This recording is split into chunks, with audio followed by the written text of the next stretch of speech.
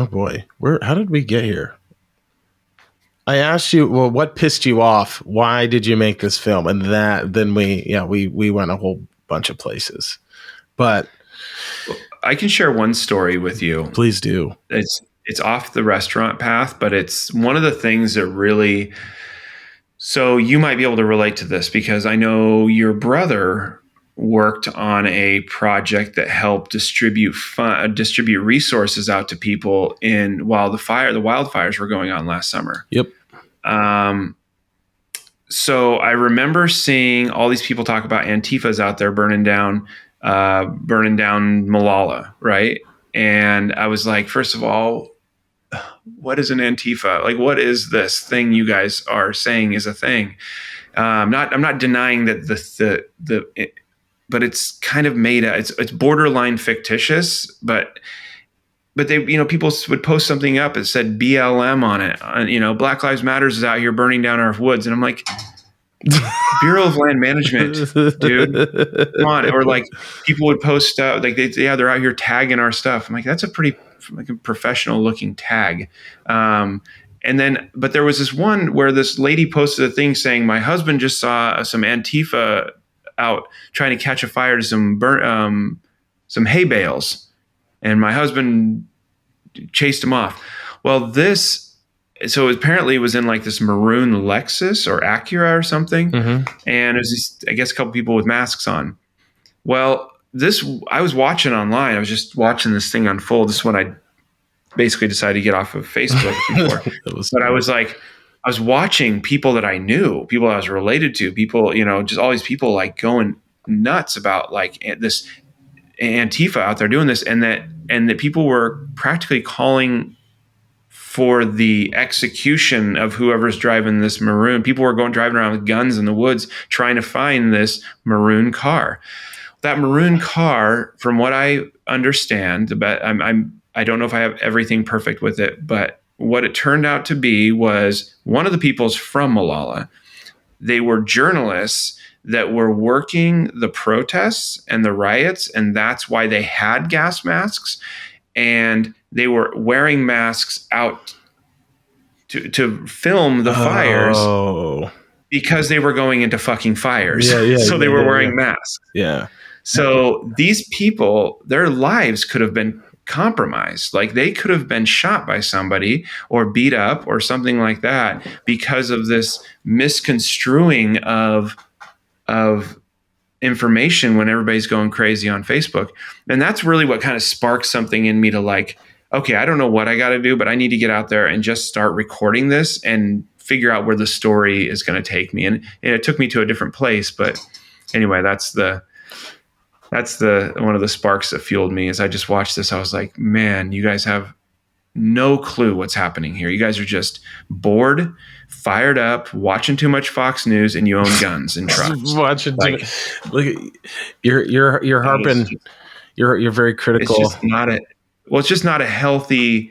I mean, it's not even like left or right. I'm not even taking it. It's not even because you and I have talked about it. I have I'm very opinionated, which I try to keep on the, I try not to let my opinions come out too strongly. They don't really seem to be helpful when they do, but I have a lot of problems with people with a lot of things that happen on my side of the aisle too. Yeah. But there was annoying, and then there was dangerous. Yes. And to me, that kind of language is dangerous. And so anyway, that's my stance on it. It's a sickness of the mind. I've done a lot of thinking about this recently because I was very, very focused on the crazies of the left. And then I got introduced to the crazies of the right.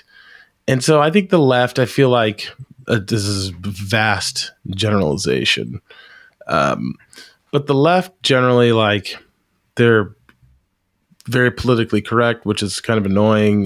They're like, some of them are crazy. They might not understand certain things from like maybe a more rural point of view, whatnot. And so we'll haggle over and fight over issues like that. But for the most part, it's like they're causes for causes. They love So it's 1 month it's BLM, then it's Ukraine, then it's then it's just, you're going to change your social media. You're going to be a social media revolutionary and let people know that you're a good person. So that's like my issue with that side, right? Then you have the right. I didn't realize how fucking crazy the right got until I had a buddy that met someone that was like full Q. And I didn't think that was real. I was like, there's no way.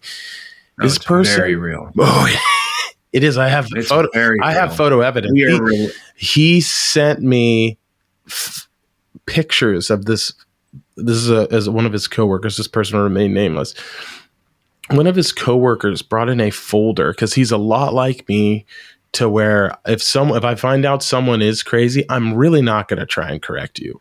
I'm going to get you talking, and I'm going to agree with you because I need to know how crazy you are. Plus, maybe there's some credence. I'm into weird stuff, so maybe we'll find some. But I'm not going to shame you. I'm just going to. But he called me and said, I may be taking this too far, man. She brought in a folder today. And I was like, what? So he sent me pictures of all the shit that this lady believes. And I was like, this is real? And he's like, yes, dude, this is real. There are people. And I feel like again, vast generalizations. I do feel like the right potentially might do stuff. They may have a bit more of a purpose. And then, left as well. There's Antifa. They're all crazy. Like I'm Antifa's. I'm pretty sure it's real. Antifa's not really a left. It's not. That's fair. They're crazy, but there are crazies on both sides. But what I was trying to get back to is like I think it's like a disease of the mind. I think that, and there are credences throughout all of history about just how crazy people, like when you fear is the mind killer. And when you start getting afraid of something, or you feel that your safety or your family's safety or whatever, and then you link that to an ideology, like the amount of like terrible things that have been caused throughout history because of that, because of the fear of the other, is crazy. I mean, if you think about the Bushido code of the Japanese soldiers in World War II, and not all of them were like crazy fanatical, but like that whole society was prepared to some of the propaganda was going around was 100 million souls giving their lives for the cause. Like that is what we were up against. Like the war against imperial Japan or Nazi Germany was like it fought over an ideology of like pushed to the fucking extreme. Now, granted, there were people in both of those societies that didn't like what was going on, but what I'm saying is like there is precedence like for that fear of the other, like just how far it can go. And I truly do believe that it is a bit of a sickness of your mind. It's something that like, it's like a contagion, right? Like I kind of like have been subscribing to that theory a little bit more. And I don't know if there's any scientific backing behind it. It's true. I mean, if you believe that the people with the, on the other side of the political aisle are doing ungodly things to children and ought to be killed, like we've stepped over some lines. Pizzagate, Pizzagate is what you're talking about. Pizzagate. I mean, that's one of the original ones. But I mean that I wouldn't even go down that rabbit hole unless you want to just toxify your brain. But it's just a disgusting. Like it's just.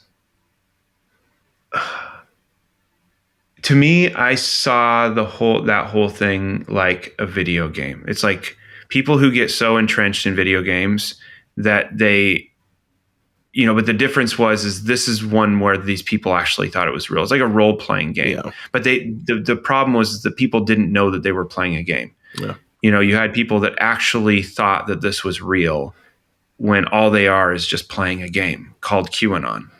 And I hate to beat people up about it, but I mean, it takes a certain level of feeble-mindedness to like allow yourself to go down there. And I'm not saying that every person needs to have needs to be strong of mind. But I find it terrible when these kinds of things, or cults, or, there's a lot of things like that, right? It's very cultish when these things grab onto vulnerable people who don't know any better and convinces them. Well, it's like the problem I've always had with, multi-level marketing is it like convinces people that they not only can be an entrepreneur, but if it convinces them that they are an entrepreneur, and then it convinces them that they are something of real value to the company, as if they are an executive because they have the word next to their name, right? It's like QAnon was like, it gave people that charge of like, oh my gosh, I know something that the rest of the people in my family don't know. So therefore I'm like leveling up every time I get on and I get these, Q drops or whatever, and I hear what all this stuff on YouTube that people are saying.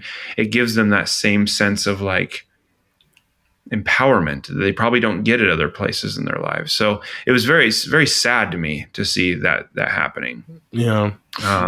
But there's a point where it just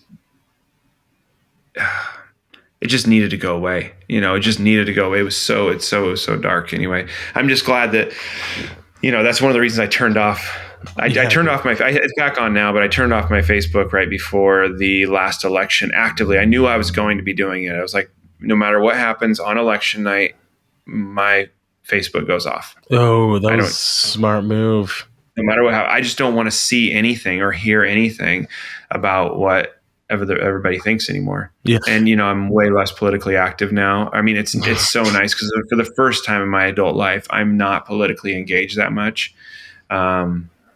And I'm sure I will be back at some point. But no, now, my activism is in what I'm doing with this project. That's my activism. That's a good point. That's a good place to put that energy, because I mean, honestly, like,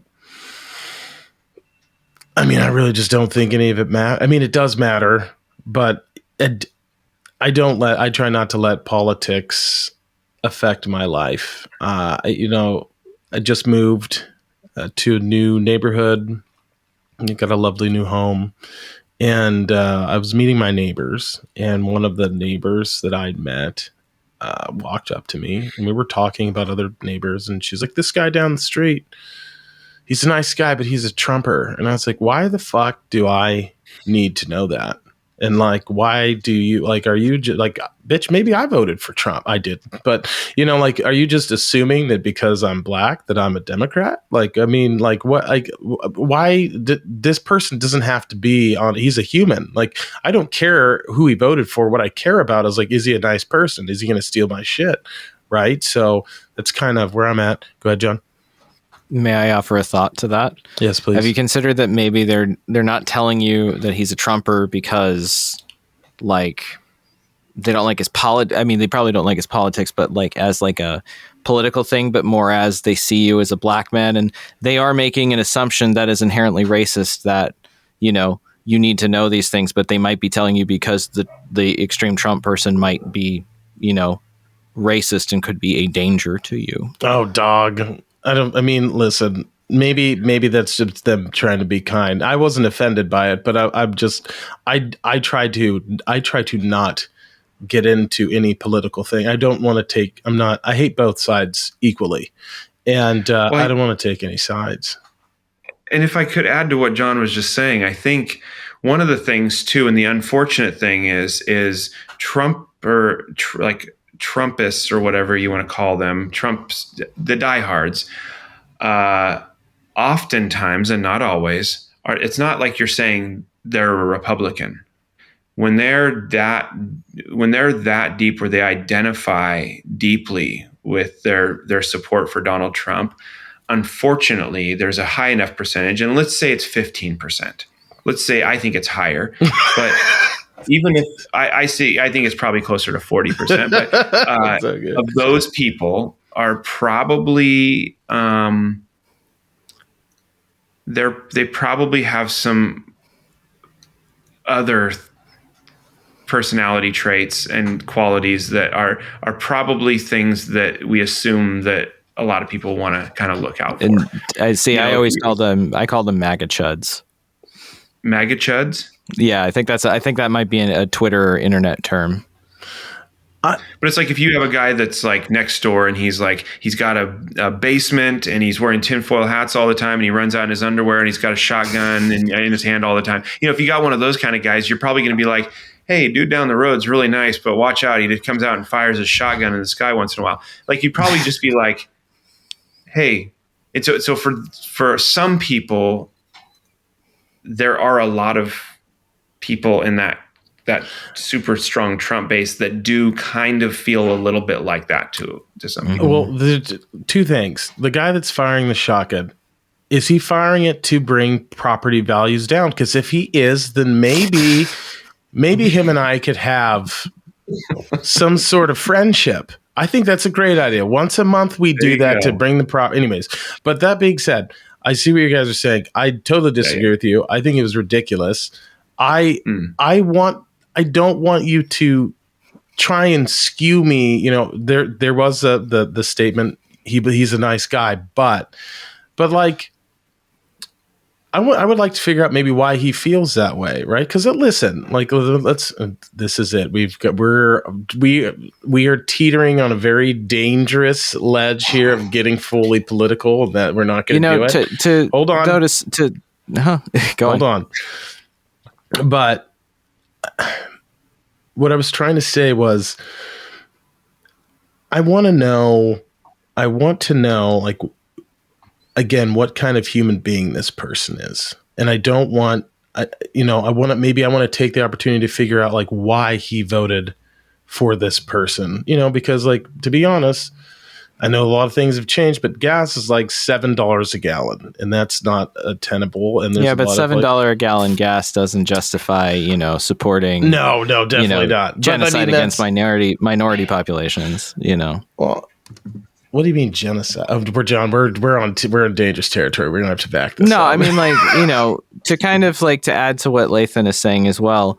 Like you have, every person has their own unique experience. But if somebody's making a generalization based on just on your appearance, they're probably going to think that you have had somewhat of a typical Black experience.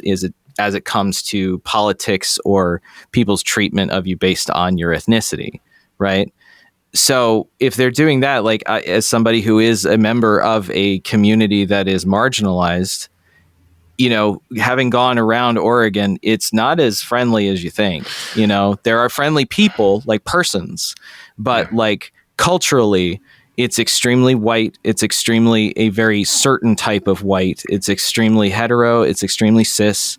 There are pockets of Oregon that are very, regardless of political leanings on issue to issue, are very open and very thoughtful and progressive thinking.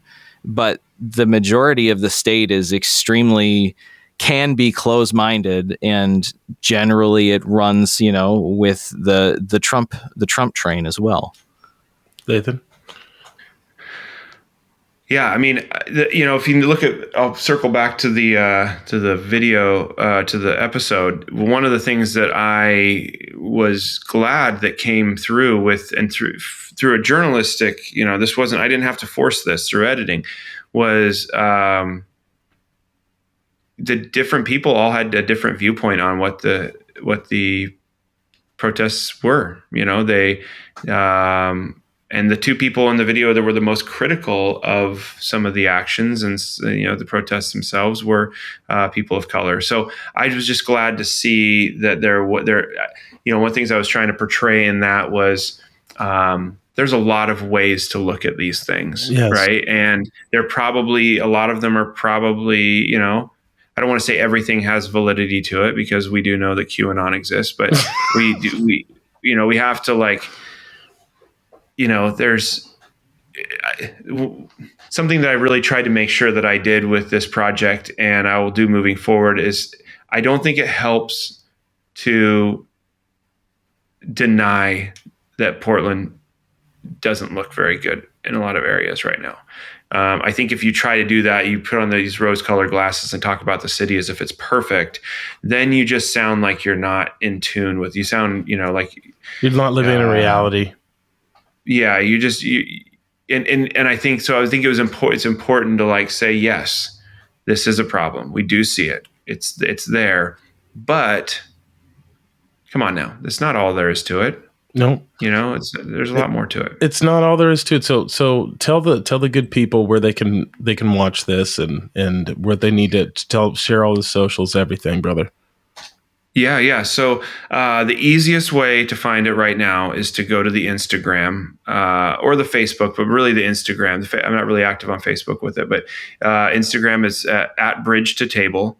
The link to the first episode is in the bio. Once I get the website built, it'll be easier to find that way. But for now, because even if you search it on YouTube, I don't know if it even comes up yet. I haven't tried to search for it incognito, but we'll link it to the show notes too. Okay. Yeah, because of how the algorithm works, and it's still a new video, a new channel, and everything, it might be hard to find even. But so I think just go to Instagram, Bridge to Table. Link is in the bio, and follow there, and we'll grow everything out of that.